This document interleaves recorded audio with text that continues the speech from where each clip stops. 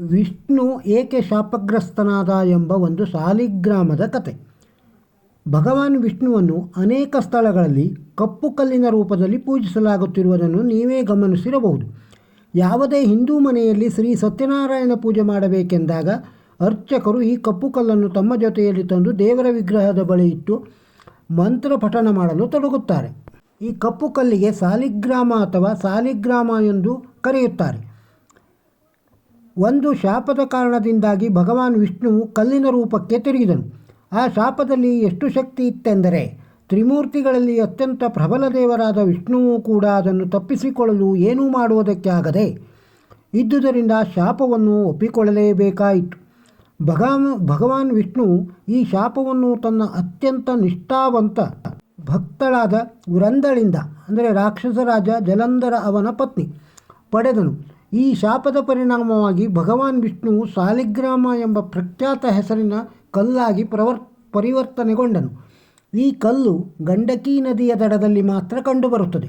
ಈ ಕಲ್ಲು ಸಾಮಾನ್ಯವಾಗಿ ಕಪ್ಪು, ಕೆಂಪು ಅಥವಾ ಎರಡೂ ಬಣ್ಣಗಳ ಮಿಶ್ರಣದಿಂದ ಕೂಡಿದ್ದು ಒಂದು ಪೆಟ್ಟಿಗೆಯೊಳಗೆ ಇಟ್ಟಿರುತ್ತಾರೆ.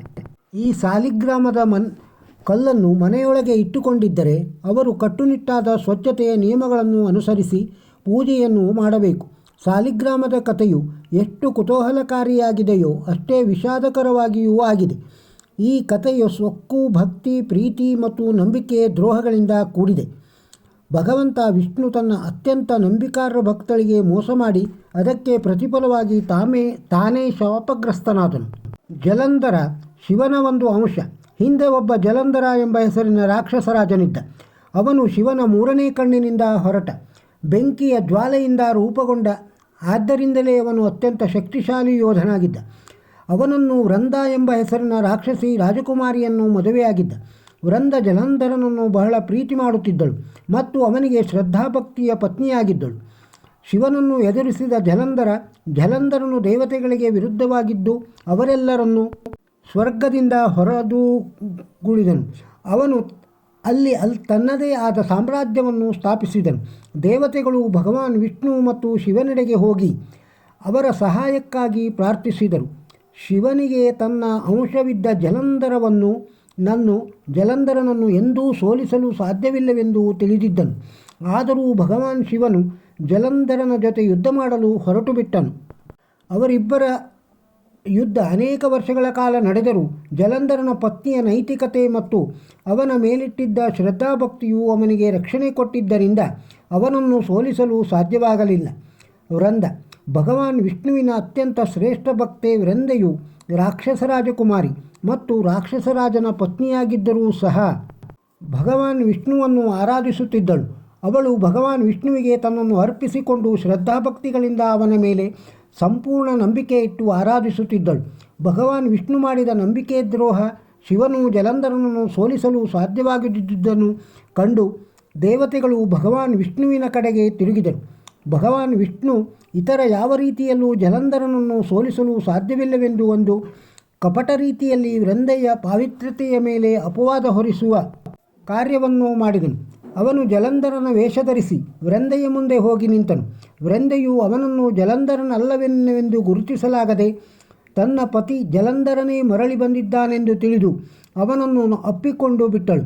ಹಾಗೆ ಮಾಡಿದ ತಕ್ಷಣವೇ ಪರಪುರುಷನನ್ನು ಅಪ್ಪಿಕೊಂಡಿದ್ದರಿಂದ ಅವಳ ಪಾತಿವ್ರತೆಯನ್ನು ಕಳೆದುಕೊಂಡು ಬಿಟ್ಟಳು. ಇದರ ಫಲವಾಗಿ ಜಲಂಧರನಿಗೆ ತನ್ನ ಪತ್ನಿಯ ಪಾತಿವ್ರತೆಯ ರಕ್ಷಣೆ ಕಳೆದುಕೊಂಡಿದ್ದರಿಂದ ಶಿವನು ಅವನನ್ನು ಸ್ವಲ್ಪವೂ ಸಮಯವನ್ನು ಕಳೆಯದೆ ಕೊಂದು ಬಿಟ್ಟನು. ವೃಂದೆಯ ಶಾಪ. ವೃಂದೆಯು ತನ್ನ ತಪ್ಪನ್ನು ಅರಿತುಕೊಂಡು ಭಗವಾನ್ ವಿಷ್ಣುವನ್ನು ತನ್ನ ನಿಜರೂಪವನ್ನು ತೋರಿಸೆಂದು ಕೇಳಿದಳು.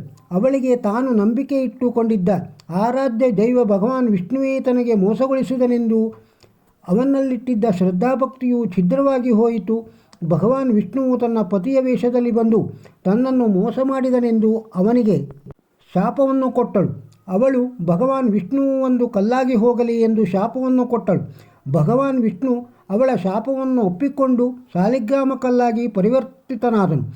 ವೃಂದೆಗೆ ತನ್ನ ಹೃದಯ ಒಡೆದು ಹೋದದ್ದರಿಂದ ತನ್ನ ಜೀವನವನ್ನು ಕೊನೆಗೊಳಿಸಲು ನಿರ್ಧರಿಸಿದಳು. ತುಳಸಿಯವರ ಭಗವಾನ್ ವಿಷ್ಣುವು ತನ್ನ ಅತ್ಯಂತ ಶ್ರೇಷ್ಠ ಭಕ್ತಿಯನ್ನು ಮೋಸ ಮಾಡಿದ್ದಕ್ಕಾಗಿ ತಪ್ಪಿತಸ್ಥ ಭಾವನೆ ಹೊಂದಿದನು. ಆ ಕಾರಣದಿಂದಾಗಿ ವೃಂದೆಗೆ ಅವಳ ಚಿತಾಭಸ್ಮದಿಂದ ತುಳಸಿ ಜನ್ಮ ತಾಳುತ್ತಾಳೆಂದು ಮತ್ತು ಅವಳನ್ನು ಸಾಲಿಗ್ರಾಮ ಕಲ್ಲಿಗೆ ಕೊಟ್ಟು ಮದುವೆಯಾಗುವಳೆಂದು ವರವನ್ನು ನೀಡಿದನು. ಹೀಗೆ ಆಗುವುದರಿಂದ ವೃಂದೆಯು ಪಾತಿವ್ರತೆಯು ಕಳಂಕಗೊಳ್ಳದೆ ಅವಳು ಶಾಶ್ವತವಾಗಿ ಭಗವಾನ್ ವಿಷ್ಣುವಿನ ಜೊತೆಯಲ್ಲಿರುವಳು. ಹಾಗೆ ಮುಂದುವರೆದು ಭಗವಾನ್ ವಿಷ್ಣು ತಾನು ತುಳಸಿ ಇಲ್ಲದೆ ಆಹಾರವನ್ನು ಸ್ವೀಕರಿಸುವುದಿಲ್ಲವೆಂದು ಹೇಳಿದನು. ಆದ್ದರಿಂದ ವಿಷ್ಣು ಪ್ರಸಾದದಲ್ಲಿ ಯಾವಾಗಲೂ ಒಂದು ತುಳಸಿ ಎಲೆ ಇಟ್ಟೇ ನೀಡಲಾಗುತ್ತದೆ. ಸಾಲಿಗ್ರಾಮದ ಜೊತೆ ತುಳಸಿ ವಿವಾಹ ದೇವ ಪ್ರಬೋಧಿನಿ ಏಕಾದಶಿಯ ಮಾರನೇ ದಿವಸ ಬರುವ ಉತ್ಥಾನ ದ್ವಾದಶಿಯಂದು ಸಾಲಿಗ್ರಾಮದ ಕಲ್ಲಿನ ಜೊತೆ ತುಳಸಿ ಗಿಡವನ್ನಿಟ್ಟು ಮದುವೆ ಮಾಡಿದರೆ ದಂಪತಿಗಳಿಗೆ ಅತ್ಯಂತ ಶ್ರೇಯಸ್ಕರವೆಂದು ಹೇಳುತ್ತಾರೆ. ಹಾಗೆ ಮಾಡುವುದರಿಂದ ತಮ್ಮ ವೈವಾಹಿಕ ಜೀವನಕ್ಕೆ ಸಂತೋಷ ಮತ್ತು ಏಳಿಗೆಯನ್ನು ತರುತ್ತದೆ ಎಂದು ಹೇಳುತ್ತಾರೆ. ಓಂ ನಮೋ ಭಗವತೆ ವಾಸುದೇವಾಯ. ಕೃಷ್ಣ ಕೃಷ್ಣ ಕೃಷ್ಣ. ಈ ವಿಡಿಯೋ ನಿಮಗೆ ಇಷ್ಟವಾಗಿದ್ದರೆ ಒಂದು ಲೈಕ್ ಕೊಡಿ. ಇದನ್ನು ಇತರರಿಗೂ ಶೇರ್ ಮಾಡಿ. ನಮ್ಮ ಚಾನಲ್ಗೆ ಇನ್ನೂ ಸಬ್ಸ್ಕ್ರೈಬ್ ಆಗದೇ ಇದ್ದರೆ ಸಬ್ಸ್ಕ್ರೈಬ್ ಆಗಿ. ನಮಸ್ಕಾರ.